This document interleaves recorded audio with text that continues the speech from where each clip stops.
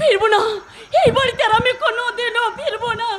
পলাশ, তুমি মোহিনীকে নিয়ে সুখে থাকো, আমি নয় খড় কুটোর মতো জীবন সমুদ্রে ভেসে যাব।